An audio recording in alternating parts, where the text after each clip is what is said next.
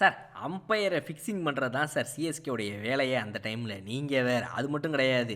CSK அவங்களுடைய ஆக்ஷனையே வந்துட்டு fix பண்ணி தான் சார் நடத்தியிருக்கிறாங்க. உங்களுக்கு தெரியுமா தெரியாதா? அப்படின்னு சொல்லி இப்ப லலித் மோதி அவர்கள் பேசிக்கிட்டு இருக்கிறாரு. என் ஸ்ரீனிவாசன் மேல குற்றச்சாட்டுகள் மேல குற்றச்சாட்டுகள வச்சு, இப்ப சிஎஸ்கே உடைய ரசிகர்கள் எல்லாருமே வந்துட்டு இந்த நேரத்துல ஆக்ஷனுடைய முடிஞ்ச நாள் அதுவுமா பார்த்தீங்க அப்படின்னா, என்னடா இன்னும் 2 நாள் தான் ஆகுது ஆக்ஷன் முடிஞ்சு, அதுக்குள்ள நம்ம பேர டேமேஜ் பண்றதுக்குன்னே சுத்திக்கிட்டு இருக்காங்களே அப்படின்னு யோசிக்கிறதும் பல டீம்கள் வந்துட்டு வந்துட்டாயடா ஃபிக்ஸர் கிங்ஸ் அப்படின்னு இப்போ அவங்களை கலாய்க்கிறதுமா நடந்துட்டு இருக்கான காரணம் என்னன்றது இந்த வீடியோ பார்க்க வரோம். Boys girls hi from Bala. Lalit Modi யாரு அப்படின்றது உங்கள் எல்லாருக்குமே தெரியும்.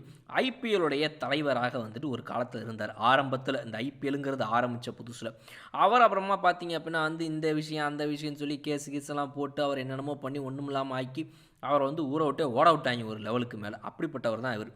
இப்போ அவர் என்ன சொல்கிறார் அப்படின்னா, வரிசையாக வந்து ஐபிஎல் மேலேயும் சிஎஸ்கே மேலேயும் ஸ்ரீனிவாசன் மேலேயும் குற்றச்சாட்டுகள் அப்பப்போ வச்சு இன்டர்வியூ கொடுத்துட்டு பாப்பில். இப்போ கரெக்டாக ஐபிஎல் முடிஞ்சிருச்சுன்னொடனே இப்போ அவர் பேசினவர் வந்துட்டு வெளியே வந்துட்டுருக்கு. என்ன அப்படின்னா, சிஎஸ்கே உடைய முன்னாள் தலைவராகிய சிஎஸ்கே உடைய ஓனராகிய இப்போ வந்து சிஎஸ்கேக்கு எனக்கு சம்மந்தம் கிடையாது, அது வந்துட்டு வேற ஒருவரின் குடும்பத்தை சார்ந்த அப்படின்னு சொல்லி டைரெக்டாக எனக்கும் அதுக்கு சம்மந்தம் இல்லைங்க அப்படின்னு சொல்லக்கூடிய என் ஸ்ரீனிவாசன் அவர்கள் அவர் மேலே வந்து என்ன விஷயத்த சொல்லியிருக்காங்க அப்படின்னா, ஐபிஎல் ஃபிக்ஸிங், அதாவது ஐபிஎல்ல ஆக்ஷனையே ஃபிக்ஸ் பண்ணி நடத்தியிருக்காரு, ஐபிஎல்ல அம்பையர்ஸை ஃபிக்ஸ் பண்ணியிருக்காரு அப்படின்னு சொல்லி லலித் மோதி இப்போ வந்து சொல்லிட்டு இருக்காரு. அதுலேயும் முக்கியமாக இங்கிலாந்து ஆல்ரவுண்டர் ஆகிய ஆண்ட்ரூ ஃபிளின்டாஃபர் 2009 சீசனில் சிஎஸ்கே வாங்கி விளையாடியதுக்கு காரணமே அந்த டைமில் ஆக்ஷனில் எவனுமே ஃபிளின்டாஃப் பக்கம் போகக்கூடாதுன்னு சொல்லி ஒவ்வொரு டீமையுமே வந்துட்டு சொல்லி வச்சுருந்தார் இவர். இது ஏன் எல்லாருமே அவர் பேச்சை கேட்டாங்க அப்படின்னா, அவர் மீது அவ்வளோ பெரிய பயம். அதாவது இவர் ஐபிஎல்லே நடத்த விட மாட்டார், நாளை பின்ன இவர் நினச்சா என்ன வேணால் பண்ணலாம் அப்படிங்கிற பயம் எல்லாருக்கும் இருந்துச்சு அப்படின்னு சொல்லி சொல்கிறார். ஸோ ஃபார்மர் ஐபிஎல் சேர்மேன் ஆகிய லலித் மோதி என்ன சொல்கிறார் அப்படின்னா, பிசிசிஐ பிரசிடெண்ட்டாக ஒரு காலத்தில் இருந்த என் ஸ்ரீனிவாசன் அவர்கள், அப்போ எப்படி நீங்கள் அட் அ டைமில் வந்து நீங்கள் என் ஸ்ரீனிவாசன் வந்துட்டு பிசிசிஐ பிரசிடெண்ட்டாகவும் இருந்து ஒரு ஐபிஎல் ஃப்ரான்ச்சைஸியும் ஓன் பண்ண முடியுன்ற பிரச்சனைலாம் வந்தப்போ என்னோட ஃப்ரான்ச்சைஸியே கிடையாது இதில் நான் ஒன்றும் ஓனர்லாம் கிடையாது, சும்மா வந்து பார்த்துட்டு போயிட்டுருக்கேன், ஹாய் ஹலோ ஹவ் ஆர் யூன்னு, மற்றபடி வேறு எதுவும் கிடையாது அப்படின்ற மாதிரிலாம் அவர் அந்த இடத்துல வந்துட்டு லீகலாக அதுக்கு பதில்களை சொல்ல ஆரம்பிச்சது எல்லாமே நமக்கு எல்லாமே ஞாபகம் இருக்கும். அவர் என்ன சொல்கிறார் அப்படின்னா, நீங்கள் ஆக்ஷனை மட்டும் ஃபிக்ஸ் பண்ணல சிஎஸ்கே ஓனர் அவர்களே, நீங்கள் வந்துட்டு இங்கே உள்ளே இருக்கிற அம்பையர்களெலாம் கூட ஃபிக்ஸ் பண்ணியிருக்கீங்க, அதை நான் மறந்துட்டேனா, எனக்கு தெரியாதா, நான் என்ன முட்டாளா, சொல்லாமல் விட்டுருவேனா அப்படின்னு சொல்லி இப்போ பல விஷயங்களை எடுத்து அவுத்து விட்டுக்கிட்டு இருக்காப்புல. ஸோ இவர் என்ன சொல்கிறாரு அப்படின்னா, ராஜ் ஷமானி அப்படிங்கிற ஒருத்தருடைய யூடியூப் ஷோவில் ஃபிகரிங் அவுட் அப்படின்ற யூடியூப் ஷோவில் தான் இதை பற்றி பேசியிருந்திருக்காரு. அவர் என்ன சொல்கிறாரு அப்படின்னா, ஸ்ரீனிவாசன் அந்த டைமில் வந்துட்டு ஐபிஎல்லை வந்து ஃபேவரபுளாக பார்க்கலங்க, ஐபிஎல் அவருக்கு பிடிக்காது, என்னடா சும்மா ஐபிஎல் ஏடா உயிரை வாங்குறீங்கன்னு சொல்லிட்டு ஐபிஎல்லை பிடிக்காத ஒரு ஆளாக தான் இருந்தார் ஆரம்பத்தில். ஐபிஎல் அப்படி ஒரு ஜெயிக்குன்றதும் அவர் எதிர்பார்க்கல, அதுக்கு எதிர்ப்பு தெரிவிச்சுக்கிட்டே இருந்தார். ஆனால் என்னைக்கு ஐபிஎல் வந்து ஜெயிக்குது, ஐபிஎல்லில் நிறைய பணப்புழக்கம் இருக்குதுங்கிறதெல்லாம் தெரிஞ்சுக்கிட்டாரோ அன்னைக்கு அவர் ஐபிஎல்லை வந்து நேசிக்க ஆரம்பித்தார். ஐபிஎல் வந்து நல்லா வந்துட்டு தன்னோட சேர்த்து இணைச்சி அதை எப்படியெல்லாம் வந்து இது பண்ணலான்றதை யோசிக்க ஆரம்பித்தார். ஸோ அதுக்கப்புறம் சிஎஸ்கேவுடைய மேட்சஸை வந்துட்டு சீசன் டைமில் வந்துட்டு அவர் ஃபிக்ஸ் பண்ணுவார். எப்படி அப்படின்னா, அம்பையர்ஸுங்களை வந்துட்டு சென்னையிலேருந்து எடுத்து போடுவார் அப்படின்னு சொல்லி சொல்கிறார்.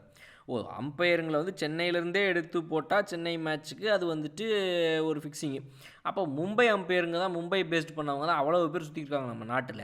அப்போ அவங்க எல்லாருமே மும்பை மேட்சஸ் அப்போ வந்துட்டு பாயை போட்டு படுத்து தூங்கிடணுமா, அப்போ யார் தான் இருப்பா அப்படிங்கிற கேள்வியெல்லாம் இருக்குது இல்லையா. ஸோ அதனால் வந்துட்டு அம்பையருங்க ஒரே ஊர்க்காரங்கன்றதுனால அதை வச்சு இது வந்து ஃபிக்ஸிங் இவர் முடிவு பண்ணுறாரா என்ன அப்படின்றது நமக்கு வந்து இன்னும் தெளிவாக அவர்கிட்ட நம்ம டேரெக்டாக பேசினா தான் தெரியும். பட் அவர் இப்போத்துக்கு சொன்ன ஸ்டேட்மெண்ட் இவ்வளோ தான் சொல்லியிருக்காப்புல.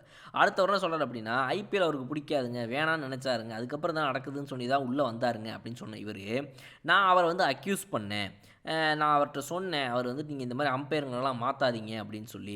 பட் ஆனால் வந்துட்டு நான் 2 விஷயத்தை பற்றி யோசிக்கிறேன். இப்போ தான் அதுக்கப்புறமா கொஞ்ச நாள் கழித்து யோசிக்க ஆரம்பித்தேன். என்ன அப்படின்னா, அவர் வந்து அம்பையருங்களை சென்னை அம்பையராக போட்டு சென்னை கேம்ஸில் வந்துட்டு இது பண்ணுறாரு. அது எனக்கு அந்த டைமில் வந்துட்டு இஷ்யூவாக தெரியல, ஆனால் அது ஒரு இஷ்யூங்கிறத நான் கண்டுபிடிக்க ஒரு சீசன் ஆச்சு, எனக்கு 2 சீசன் ஆச்சு. ஸோ அதுவுமே ஃபிக்ஸிங் தான். நீங்கள் சென்னை மேட்சஸ்க்கு சென்னை அம்பையர்களை போட்டால் அது ஃபிக்ஸிங் தான். சென்னை மேட்சஸ்னால் நீங்கள் வந்துட்டு எங்கேயாவது சிக்காகோ, லாஸ் ஏஞ்சலஸ், அப்புறம் வந்துட்டு வாஷிங்டன் டிசியிலேருந்து தான் கூப்பிட்டு வரணும். இங்கே இந்தியாவில் இருக்கிறவங்களே, அதுவும் தமிழ்நாட்டில் இருக்கிறவங்களே, அதுவும் சென்னையில் இருக்கிறவங்களே நீங்கள் கூட்டிகிட்டு வந்து உட்கார வச்சா அது எந்த அளவுக்கு வந்துட்டு ஏற்புடையதாக இருக்கும். அதனால் வந்துட்டு இது அவுக்கணும், ரிமூவ் பண்ணணும் அப்படின்லாம் கேட்டிங்கன்னா என்ன பண்ணுறது அப்படின்றது தான் வந்து இந்த இடத்துல இப்போ நமக்கு ஒரு கேள்வி. ஸோ அதனால் இப்போ அவர் என்ன சொல்கிறார் அப்படின்னா, இந்த மாதிரி பண்ணது தாங்க இவங்களுடைய வேலை, இது மாதிரிலாம் பண்ணி தாங்க இன்றைக்கி அவங்க உள்ளேயே வந்திருக்கிறாங்க அப்படின்னு சொல்லும்போது, ஃப்ளின்ட் ஆஃப் வேணுங்கிறதுக்காக சிஎஸ்கே வேறு எந்த அணியுமே ஃப்ளின்ட் ஆஃப் மேலே பிட் பண்ணக்கூடாதுன்னு சொல்லியிருந்தாரு.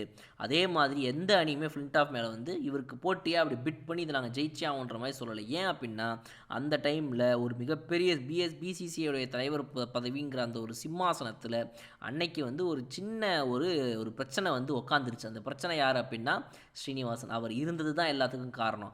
அவர் மட்டும் அந்த பொசிஷனில் இல்லைனா யாருமே அவரை பார்த்து பயந்துருக்க மாட்டாங்க. அவர் சொன்னதெல்லாம் செஞ்சுருக்க மாட்டாங்க. எஸ், நானுமே செஞ்சேன். அவர் சொன்னது எல்லாத்தையுமே செஞ்சேன்.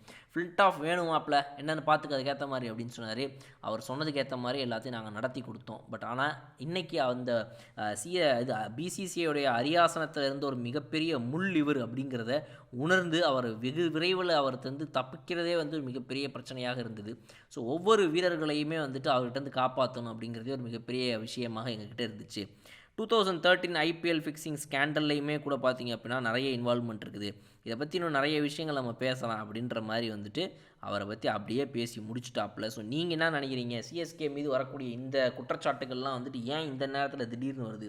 சிஎஸ்கேவுடைய வேல்யூவை குறைக்கிறதுக்காக அப்படின்னு சில பேர் ஒரு ஓரத்தில் வந்து சொல்லாலும் கூட, உண்மை எப்போ சொன்னால் என்ன வேல்யூ குறையதோ குறையலையோ உண்மை தானே, பொய்ன்னு நிரூபிங்க அந்த ஆள் சொல்கிறத, என்ன பேசுகிறாங்க பேச்சு அப்படிங்கிற மாதிரி நிறைய பேர் கேட்குறாங்க. அதுக்கு பதிலுக்கு அந்த பக்கத்தில் என்ன சொல்லப்படுது அப்படின்னா, ஒரு பிரச்சனையை எடுத்து வைக்கிறவங்க தான் அதுக்கு பதில் சொல்லணும். அதை வந்து ப்ரூவ் பண்ணணும்.